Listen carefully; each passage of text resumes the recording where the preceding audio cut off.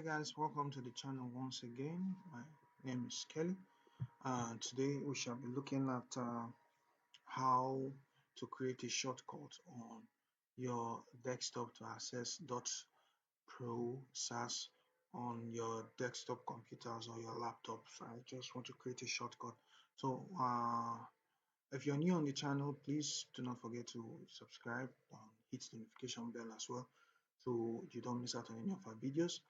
And remember, we make videos on how to maximize the potential of all of our software solutions, including .pro, which is one of our flagship software. We also have asset management, accounting, hotel management, hospital, laboratories, and more.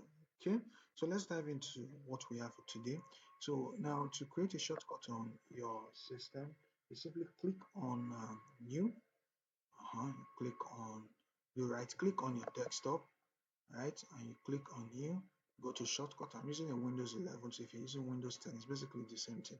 So you enter the URL, you say type the location of the item, type https with a full colon, double slash, then you put in .pro.com slash company. So once you put in this .pro.com slash company, you click on next. You can put in the name .pro, right, and just click on finish. Now you've created a shortcut. So whenever you double click on this shortcut, it opens .pro using your default browser. That's why I said it's important you make Mozilla your default browser so you can open it, you can log in here and access it.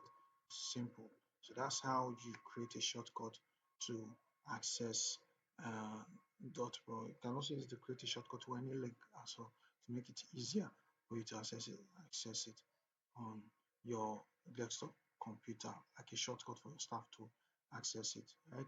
So thank you so much for watching this video. If you have any questions or any comments, don't forget to put it on the comment section. They'll see it and respond to you as well. So don't forget to give us a thumbs up if you like the video. All right, do well to join us in the next video. Thank you.